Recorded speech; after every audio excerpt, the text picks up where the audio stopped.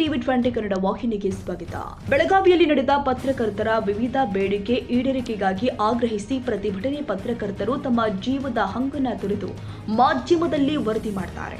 ಆದರೆ ಪತ್ರಕರ್ತರಿಗೆ ಯಾವುದೇ ರಕ್ಷಣೆ ಇಲ್ಲದಂತಾಗಿದೆ ಎಂದು ಈ ಸರ್ಕಾರ ಒಂದು ಕಣ್ಣಿಗೆ ಬೆಣ್ಣೆ ಒಂದು ಕಣ್ಣಿಗೆ ಸುಣ್ಣ ಹಚ್ಚುವ ಕೆಲಸ ಮಾಡ್ತಾ ಬಂದಿದೆ. ಪ್ರತಿ ವರ್ಷ ಬೆಳಗಾವಿಯ ಚಳಿಗಾಲ ಅಧಿವೇಶನ ಸುವರ್ಣಸೌಧದ ಮುಂದೆ ಪ್ರತಿಭಟನೆ ಮಾಡುತ್ತಾ ಬಂದಿರುವುದು ರಾಜ್ಯಾಧ್ಯಕ್ಷರು ಆದ ಬಂಗ್ಲೆ ಮಲ್ಲಿಕಾರ್ಜುನ್ ಸಂಸ್ಥಾಪನೆಯ ಕರ್ನಾಟಕ ಕಾರ್ಯನಿರತ ಪತ್ರಕರ್ತರ ಧ್ವನಿ ಸಂಘಟನೆ. ಆದರೆ ಈ ಸರ್ಕಾರ ಒಂದು ಕಣ್ಣಿಗೆ ಬೆಣ್ಣೆ ಮತ್ತೊಂದು ಕಣ್ಣಿಗೆ ಸುಣ್ಣ ಹಚ್ಚುವ ಕೆಲಸ ಮಾಡುತ್ತಾ ಇದೆ. ಇಂದು ಈ ರಾಜ್ಯದಲ್ಲಿ ಪತ್ರಕರ್ತರಿಗೆ ಆಗ್ತಾ ಇರುವ ಅನ್ಯಾಯವನ್ನ ಖಂಡಿಸಿ ಬೆಳಗಾವಿ ಸುವರ್ಣಸೌಧದ ಮುಂದೆ ಹಲವು ವರ್ಷಗಳಿಂದ ವಿವಿಧ ಜಿಲ್ಲೆ ಹಾಗೂ ತಾಲೂಕುಗಳಿಂದ ಪತ್ರಕರ್ತರನ್ನ ಒಗ್ಗೂಡಿಸಿ ಈ ಕರ್ನಾಟಕ ಕಾರ್ಯನಿರತ ಪತ್ರಕರ್ತರ ಧ್ವನಿ ಸಂಘಟನೆ ಪ್ರತಿಭಟನೆ ಮಾಡ್ತಾ ಬಂದಿದ್ರು. ಈ ಸರ್ಕಾರ ಒಂದು ಕಣ್ಣಿಗೆ ಬೆಣ್ಣೆ ಮತ್ತೊಂದು ಕಣ್ಣಿಗೆ ಸುಣ್ಣ ಹಚ್ಚುವ ಕೆಲಸವನ್ನ ಈ ಸರ್ಕಾರ ಮಾಡ್ತಾ ಇದೆ. ಪತ್ರಕರ್ತರ ಮೂಲಭೂತ ಸೌಕರ್ಯಗಳು ಆಗಿರುವಂತಹ ಪತ್ರಕರ್ತರ ರಕ್ಷಣಾ ಕಾಯ್ದೆ, ಪತ್ರಕರ್ತರಿಗೆ ಓಡಾಡಲು ಉಚಿತ ಬಸ್ ಪಾಸ್ ವಿಚಾರ ವಿವಿಧ ಬೇಡಿಕೆಗಳ ಈಡೇರಿಕೆಗೆ ಕುರಿತು ಕರ್ನಾಟಕ ಕಾರ್ಯನಿರತ ಪತ್ರಕರ್ತರ ಧ್ವನಿ ಸಂಘಟನೆ ರಾಜ್ಯಾಧ್ಯಕ್ಷರು ಆದ ಬಂಗ್ಲೆ ಮಲ್ಲಿಕಾರ್ಜುನ್ ಅವರು ವಿವಿಧ ಜಿಲ್ಲೆ ಹಾಗೂ ತಾಲೂಕುಗಳಿಂದ ಪತ್ರಕರ್ತರನ್ನ ಒಗ್ಗೂಡಿಸಿ ನಿರಂತರ ಹೋರಾಟ ನಡೀತಾ ಇದೆ. ಇದು ದಿನಾಂಕ 15/12/2025 ಈ ಸರ್ಕಾರ ಮಾಡ್ತಾ ಇರುವಂತಹ ಪತ್ರಕರ್ತರ ಮೇಲಿನ ಅನ್ಯಾಯವನ್ನ ಖಂಡಿಸಿ ಮಾನ್ಯ ಮುಖ್ಯಮಂತ್ರಿ ಸಿದ್ದರಾಮಯ್ಯ ಸಾಹೇಬರಿಗೆ ಈ ಬೆಳಗಾವಿ ಚಳಿಗಾಲ ಅಧಿವೇಶನ ಪ್ರತಿಭಟನೆಯ ಮೂಲಕ ರಾಜ್ಯಾಧ್ಯಕ್ಷರು ಆದ ಬಂಗ್ಲೆ ಮಲ್ಲಿಕಾರ್ಜುನ್ ಸಂಸ್ಥಾಪನೆಯ ಕರ್ನಾಟಕ ಕಾರ್ಯನಿರತ ಪತ್ರಕರ್ತರ ಧ್ವನಿ ಇಂದು ಸರ್ಕಾರಕ್ಕೆ ಚಾಟಿ ಬೀಸಿದೆ. ಪತ್ರಕರ್ತರ ಸಮಸ್ಯೆ ಅಂತ ಬಹಳಷ್ಟು ಜನ ನಮ್ಮ ಮಾಧ್ಯಮ ಕಾಣಿಪಧ್ವನಿಯ ಪದಾಧಿಕಾರಿಗಳು ತಮ್ಮ ಮನಸ್ಸಿನ ನೋವನ್ನು ಹಂಚಿಕೊಂಡ್ರು.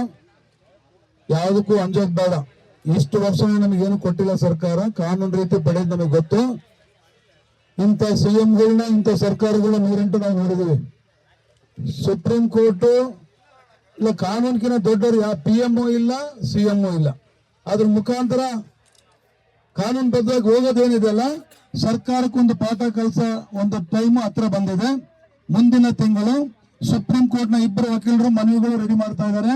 ಅದಕ್ಕೆ ನಮ್ಮ ಹೈಕೋರ್ಟ್ನ ನಿವೃತ್ತ ಜಡ್ಜ್ ಏನಿದ್ದಾರೆ ಅರಳಿ ನಾಗರಾಜ್ ಅವರು, ಸುಪ್ರೀಂ ಕೋರ್ಟ್ನ ನಿವೃತ್ತ ನ್ಯಾಯಮೂರ್ತಿಗಳಾದ ಸಂತೋಷ್ ಹೆಗ್ಡೆ ಅವರೆಲ್ಲರೂ ಸಜೆಷನ್ ತಗೊಂಡ್ಬಿಟ್ಟು ಒಂದು ಡ್ರಾಫ್ಟ್ ರೆಡಿ ಆಗ್ತಾ ಇದೆ. 2 ಸರ್ಕಾರಗಳಿಗೆ ಮನವಿ ಸಲ್ಲಿಸಿದ ನಂತರ 1 ತಿಂಗಳು ಕಾಲಾವಕಾಶ ನೋಡೋಣ, ಅವ್ರು ಏನಿಂದ ಉತ್ತರ ಬರುತ್ತೆ ಅಂತ ನೋಡೋಣ.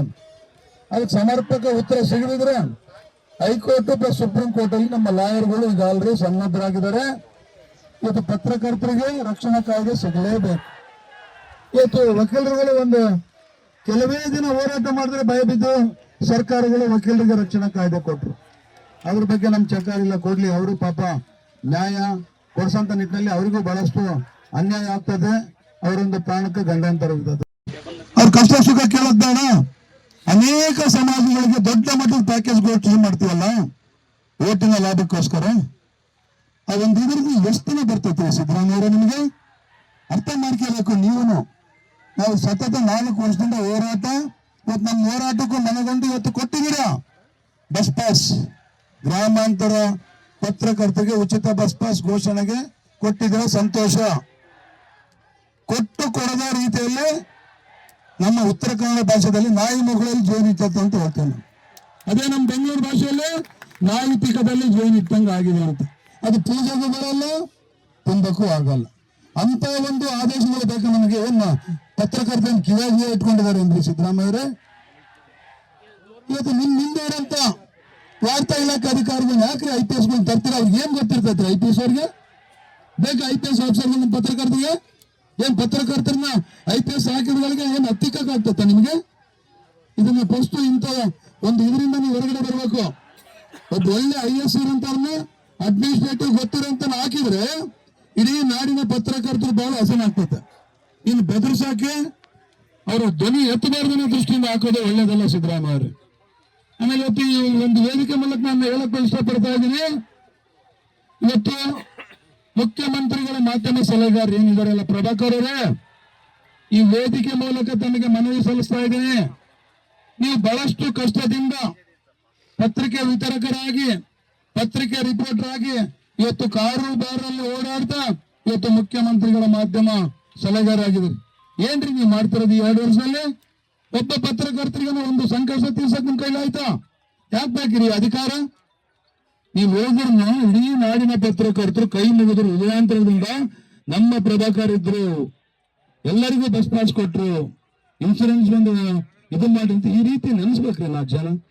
ಇವತ್ತು ಏನ್ ಮಾಡಿದ್ರಿ ನೀವು ಮಾಡ್ತಾರ? ಅದು ಎಲ್ಲ ಇರೋಂತ ಬಂಡವಾಳಶಾಹಿಗಳಿಗೆ ಜಾಹೀರಾತು ನಿಲ್ಸಿ ಹೆಚ್ಚಿಸ್ಬೇಕು, ಇರೋಂಥವ್ರಿಗೆ ಓಡಾಡಕ್ ಕೊಡ್ಬೇಕು. ಇನ್ನೇನ್ ಮಾಡಿದ್ರಿ ನಿಮ್ ಸಾಧನೆ? ಇವತ್ತು ಸಿದ್ದರಾಮಯ್ಯ ಅವರಿಗೆ ಸಾಮಾಜಿಕ ಕಳಕಳಿ ಇದೆ ನಿಜ. ಅವ್ರೇನ್ ತಮ್ಮ ಮನೆಯಿಂದ ತಂದ್ಬಿಟ್ಟೇನು ಯಾರಿಗೇನು ಕೊಡ್ತಾ ಇಲ್ಲ.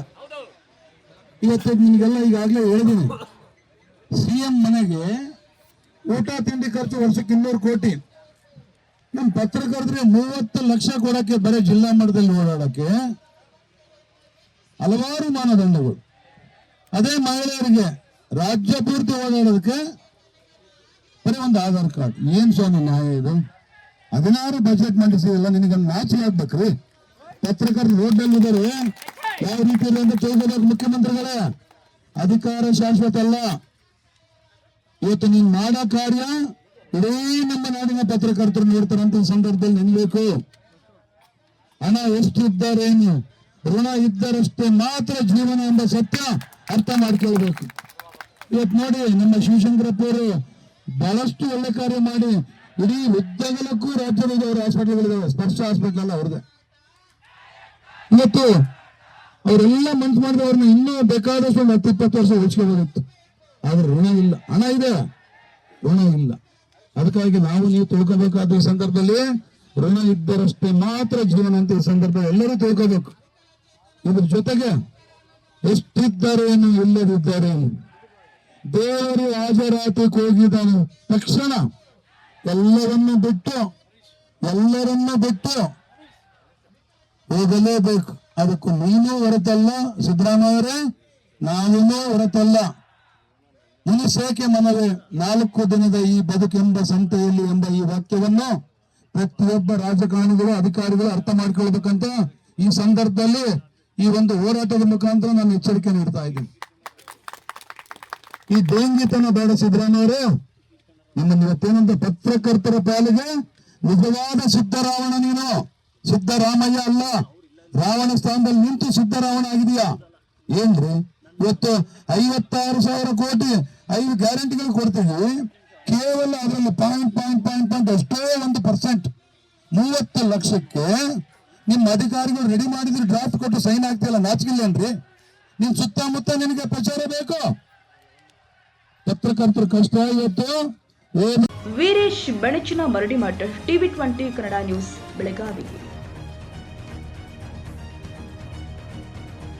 ಕನ್ನಡಿಗರ ಮೆಚ್ಚಿನ ನಿಮ್ಮ TV20 ಕನ್ನಡ ವಾಹಿನಿ ಇದೀಗ ಟಿವಿಯಲ್ಲಿ ಲಭ್ಯ. ಕರ್ನಾಟಕ ಮತ್ತು ದೇಶ ವಿದೇಶದ 360 ಡಿಗ್ರಿ ಸುದ್ದಿ ವಿವರವನ್ನ ಪಡೆಯುವುದಕ್ಕೆ TV20 ವಾಹಿನಿಯನ್ನು ಲೈಕ್ ಮಾಡಿ, ವಿಡಿಯೋಗಳನ್ನು ಶೇರ್ ಮಾಡಿ, ಕಮೆಂಟ್ ಮಾಡಿ, ಸಬ್ಸ್ಕ್ರೈಬ್ ಮಾಡಿ. HCN ಕೇಬಲ್ 842 ನಂಬರ್ನಲ್ಲಿ ಹುಕ್ಕೇರಿ ತಾಲೂಕು ಹಾಗೂ ಸಂಕೇಶ್ವರದ ಸುತ್ತಮುತ್ತಲಿನ ಹಳ್ಳಿಗಳಲ್ಲಿ ಲಭ್ಯ. PCN ಕೇಬಲ್ 129 ನಂಬರ್ನಲ್ಲಿ ಹಾರುಗೆರೆ ಸುತ್ತಮುತ್ತಲಿನ ಹಳ್ಳಿಗಳಲ್ಲಿ ಲಭ್ಯ. ರಾಯಬಾಗ್ ಡಿಜಿಟಲ್ ಚಾನೆಲ್ ಕೇಬಲ್ 80ನೇ ನಂಬರ್ನಲ್ಲಿ ರಾಯಬಾಗ ತಾಲೂಕಿನ ಸುತ್ತಮುತ್ತಲಿನ ಹಳ್ಳಿಗಳಲ್ಲಿ ಲಭ್ಯ. UDCN ಕೇಬಲ್ ನೆಟ್ವರ್ಕ್ ಉಗಾರ ಸುತ್ತಮುತ್ತಲಿನ ಹಳ್ಳಿಗಳಲ್ಲಿ ನಿಮ್ಮ TV20 ಕನ್ನಡ ವಾಹಿನಿಯೂ ಲಭ್ಯ.